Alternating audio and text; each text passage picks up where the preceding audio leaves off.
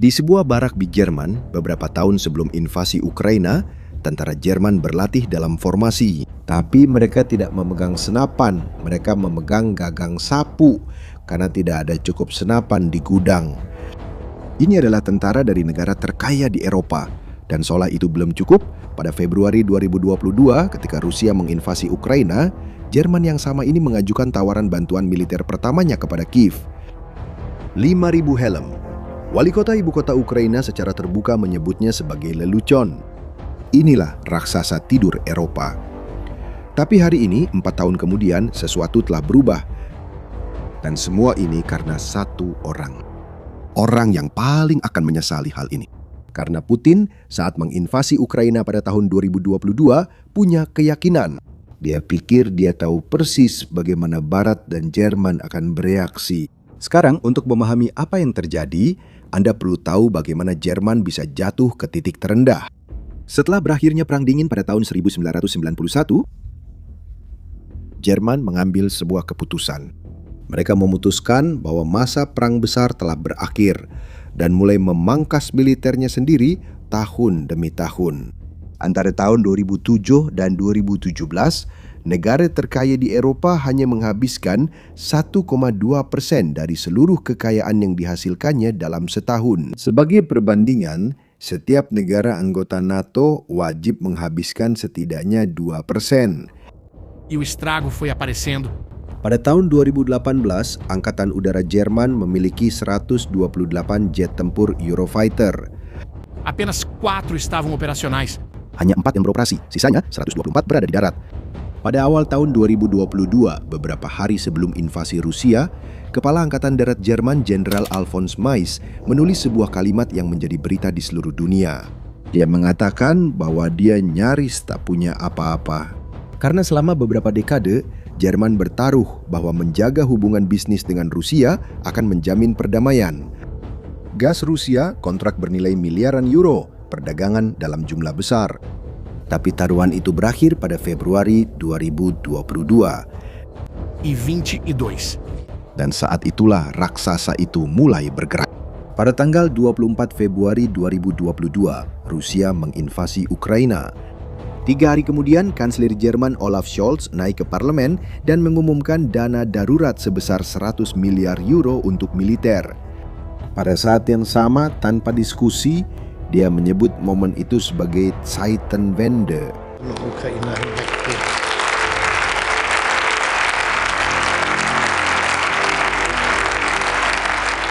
Yang berarti perubahan zaman. Kata itu menjadi berita utama di seluruh dunia. Hanya saja, apa yang dilakukan Scholz hanyalah permulaan, karena 2 tahun kemudian seorang pria bernama Friedrich Merz menjadi kanselir. Dan Merz melakukan sesuatu yang tidak pernah dilakukan oleh kanselir Jerman manapun dalam 80 tahun terakhir. Dia menulis ulang konstitusi Jerman. Selama beberapa dekade, konstitusi Jerman memiliki aturan yang disebut Schuldenbremse, rem utang, yang membatasi seberapa banyak pemerintah bisa membelanjakan uang, termasuk untuk militer. Merz meyakinkan parlemen untuk mengeluarkan pengeluaran militer dari aturan tersebut. Artinya, dia memberikan anggaran tak terbatas kepada militer Jerman. Dan kemudian Jerman mulai berbelanja besar-besaran. Mari kita mulai dari udara, karena disinilah perubahan paling mencolok terjadi. Angkatan Udara Jerman sedang mempensiunkan jet tempur Tornado mereka, pesawat tua dari era Perang Dingin, dan membeli F-35. F-35 adalah jet tempur paling canggih di dunia barat. Tak terlihat oleh sebagian besar radar, tapi disinilah bagian yang penting. Jerman telah berpartisipasi dalam program berbagi senjata nuklir NATO sejak tahun 1960-an, ketika mereka menerima bom B-61 Amerika yang pertama. Dan tugas membawa bom-bom itu diemban oleh jet tempur Tornado yang sekarang sedang dipensiunkan. Mulai tahun 2013, F-35 mengambil alih tugas tersebut. Artinya, Jerman sedang memperbarui kekuatan nuklirnya dengan teknologi paling modern dari Barat. Sebuah negara yang kalah dalam Perang Dunia 80 tahun yang lalu, sekarang menerbangkan pesawat-pesawat paling canggih di dunia, siap untuk terlibat dalam pertempuran nuklir jika diperlukan. Dan masih ada lagi. Jerman sedang mengembangkan bersama dengan negara-negara Eropa lainnya sebuah pesawat tempur tanpa awak yang disebut Airbus Wingman. dikendalikan oleh kecerdasan buatan. Artinya, negara yang pada tahun 2018 hanya memiliki 4 pesawat tempur yang berfungsi, sekarang akan memiliki pesawat tempur yang terbang tanpa pilot. Sekarang mari kita turun ke darat. Jerman sedang bersiap untuk menandatangani kontrak militer terbesar dalam sejarahnya. Proyek ini bernama Arminius. Nama tersebut merupakan penghormatan kepada seorang kepala suku Jermani kuno yang mengalahkan Romawi 2000 tahun yang lalu. Kontraknya senilai 40 miliar euro dan dengan nilai tersebut, Jerman akan membeli hingga 1.800 kendaraan tempur lapis baja Boxer. 1.800. Sebagai gambaran, seluruh angkatan darat Brasil hanya memiliki sekitar 400 tank tempur. Jerman membeli lebih dari 4 kali lipat jumlah itu dalam bentuk kendaraan lapis baja hanya dalam satu kontrak. Dan yang paling menarik adalah siapa yang memproduksinya. Perusahaan itu bernama Rheinmetall. Selama beberapa dekade setelah Perang Dunia Kedua, tidak ada seorang pun di masyarakat Jerman yang ingin terlihat berurusan dengan perusahaan itu. Produsen senjata dianggap sesuatu yang buruk. Saat ini, Rheinmetall bernilai lebih tinggi daripada Volkswagen di bursa saham. Ya, kamu tidak salah dengar. Sebuah perusahaan yang memproduksi tank sekarang bernilai lebih tinggi daripada produsen mobil terbesar di Jerman. Inilah yang terjadi ketika pola pikir seluruh negara berubah. Tapi, sebuah tentara modern membutuhkan lebih dari sekedar tank dan pesawat. Mereka membutuhkan jangkauan. Dan disitulah Jerman sedang memperbaiki kekurangan selama 80 tahun. Sejak akhir Perang Dunia Kedua, karena pilihan politik dan pembatasan pasca perang, Jerman selalu bergantung pada sekutunya untuk melakukan serangan di wilayah musuh yang jauh. Jika mereka perlu menyerang sesuatu yang jaraknya lebih dari 500 km, mereka harus meminta izin terlebih dahulu. Sekarang, tidak lagi. Jerman sedang membeli 400 rudal Tomahawk buatan Amerika. Tomahawk memiliki jangkauan hingga 2000 km. Artinya, jika ditembakkan dari wilayah Jerman, rudal tersebut dapat mencapai target jauh di dalam Rusia, termasuk kota-kota besar seperti Moskwa dan Sankt Petersburg. Ini adalah pukulan jarak jauh yang belum pernah dimiliki Jerman, dan sekarang sedang dibeli dalam jumlah besar. Tapi inilah detail yang membuktikan bahwa transformasi ini benar-benar serius, dan Rusia sudah mengetahuinya. Pada Juli 2024, 2 tahun setelah Jerman mulai melakukan persenjataan ulang secara serius, intelijen Amerika menemukan sebuah rencana yang sedang berjalan. Sebuah rencana Rusia untuk membunuh Armin Papager. Armin Papager adalah Presiden Rheinmetall, pria yang memproduksi tank dan peluru artileri yang menopang Ukraina dalam perang. Papager hanyalah salah satu dari beberapa pemimpin pertahanan Eropa yang menjadi target untuk dibunuh. Intelijen Amerika memperingatkan pemerintah Jerman yang kemudian meningkatkan perlindungan. Rencana itu berhasil digagalkan. Namun, pesan dari Rusia sangat jelas. Siapapun yang memproduksi senjata yang digunakan melawan Rusia akan menjadi target. Dan itu tidak berhenti sampai di situ. Hanya pada tahun 2025, Dinas Keamanan Jerman mencatat 321 kasus dugaan sabotase. Drone Rusia melanggar wilayah udara Polandia dan memaksa penutupan bandara di seluruh Eropa. Kabel bawah laut di Laut Baltik sedang dipotong oleh kapal Rusia yang menyamar sebagai kapal dagang. Rusia lebih dulu memahami dibanding Amerika Serikat dan negara-negara Eropa Barat bahwa persenjataan kembali Jerman itu nyata. Dan mereka sedang berusaha melakukan sabotase, mengintimidasi, membunuh. Tapi keretanya sudah berangkat dari stasiun.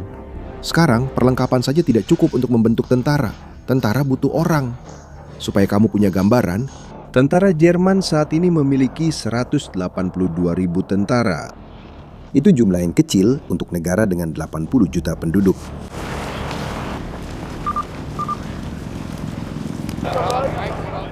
Target Jerman adalah mencapai hampir 500.000 personel militer terlatih dalam dekade berikutnya, termasuk personel aktif dan cadangan. Dan angkanya sedang menuju ke arah yang benar. Pada tahun 2026, pendaftaran untuk tentara Jerman naik 20% dibandingkan tahun 2025. Satu generasi penuh orang Jerman yang tumbuh tanpa pernah berpikir untuk mengabdi, sekarang mulai mendatangi markas militer. Pemerintah juga mulai mempertimbangkan kembali sebuah ide yang telah dikubur pada tahun 2011. Wajib militer. Selama 14 tahun menjadi tentara Jerman adalah pilihan. Sekarang, jika perekrutan sukarela tidak cukup, negara akan memaksa. Tapi langkah yang paling simbolis dari semuanya bukan ini. Lihatlah peta Eropa. Ikuti ke arah timur, kamu akan menemukan Lituania, sebuah negara kecil. Benar-benar kecil, yang berbatasan dengan Belarusia, sekutu terdekat Rusia. Di Lituania, Jerman baru saja menempatkan satu brigade penuh. Brigade Lapis Baja ke-45, 5.000 tentara Jerman. Hingga tahun 2027, hanya 150 km dari perbatasan dengan Belarusia. Dan disinilah detail sejarahnya. Ini adalah brigade Jerman pertama yang ditempatkan secara permanen di luar wilayah Jerman sejak tahun 1945. 45. Pikirkan betapa besarnya arti hal itu. 80 tahun setelah Perang Dunia Kedua, tentara Jerman kembali ke Eropa Timur. Tapi kali ini bukan sebagai penjajah, melainkan sebagai pembela. Ini adalah gambaran yang tak pernah dibayangkan akan dilihat oleh banyak orang Eropa yang lebih tua. Dan tidak ada orang Rusia yang menduganya. Pertanyaan yang tersisa hanya satu. Dengan semua ini, apakah Jerman akan siap tepat waktu? Pada tahun 2026, surat kabar Jerman Die Welt bersama dengan analis militer dan mantan perwira tinggi melakukan simulasi perang. Sebuah simulasi perang. Skenarionya adalah sebagai berikut. Rusia menciptakan krisis kemanusiaan di Kaliningrad, sebuah wilayah Rusia yang dikelilingi oleh Lituania dan Polandia. Kemudian Rusia menggunakan hal itu sebagai dalih untuk mengirim pasukan dan menyerbu sebuah kota di Lituania. Dan tahu apa hasil dari simulasi itu? Dalam beberapa hari, Rusia berhasil merebut kota itu. Jerman ragu-ragu. NATO terlalu lambat. Rusia menang. Militer Jerman menanggapi hasilnya dengan serius. Dan Jenderal Karsten Breuer, Kepala Angkatan Darat Jerman, menetapkan batas waktu resmi. Hingga tahun 2029, Jerman harus siap untuk perang. Karena menurut intelijen Jerman, pada tahun 2029, Rusia sudah membangun kembali tentaranya yang hilang di Ukraina dan akan dapat menguji NATO. 4 tahun adalah semua waktu yang dimiliki Jerman. Ingat bagaimana kita memulai video ini? Tentara Jerman berlatih dengan gagang sapu. 5.000 helm ditawarkan sebagai bantuan militer. Wali kota Kiev menyebutnya sebagai lelucon. Pada tahun 2022, itulah Jerman. Pada tahun 2029, anggaran militer Jerman akan lebih besar daripada Prancis dan Inggris digabungkan. 7 tahun. Negara yang sama, skala yang berbeda. Dan sekarang, ingat di awal video ketika kita membicarakan tentang Putin yang percaya bahwa dia tahu persis bagaimana Barat dan Jerman akan bereaksi terhadap invasi ke Ukraina? Jadi kamu tahu jawabannya. Dia benar-benar salah besar. Binatang buas Jerman sedang dilepaskan dan Putinlah yang memotong rantainya. Putin mengira bahwa dengan menginvasi Ukraina, ia akan melemahkan Barat dan mengira bahwa Eropa yang terpecah dengan Jerman yang pasifis dan bergantung pada gas Rusia tidak akan tahu bagaimana harus bereaksi. Dia memperhitungkan bahwa waktu akan berpihak padanya. Dia salah perhitungan. Pria yang menginginkan Eropa tunduk sekarang harus menghadapi Jerman yang bersenjata lengkap dengan jet tempur generasi kelima, ribuan tank, rudal yang mampu mencapai Moskow, dan pasukan permanen di perbatasan dengan Belarus. Semua itu justru dia sendiri yang ikut membangun tanpa sengaja. Geração, tanques aos milhares, mísseis capazes de atingir Moscou e tropas permanentes na fronteira da Bielorrússia. Tudo isso ele mesmo ajudou a construir, sem que... Dan sekarang sudah terlambat untuk membatalkannya. Sekarang saya ingin tahu pendapat Anda. Siapa yang akan tiba lebih dulu di tahun 2029? Jerman yang siap melindungi Eropa atau Rusia yang siap menyerangnya? Tinggalkan tebakanmu di kolom komentar. Jika video ini membuatmu berpikir, bagikan kepada seseorang yang juga tertarik dengan geopolitik dan subscribe channel ini agar tidak ketinggalan analisis berikutnya. Sampai jumpa di video berikutnya.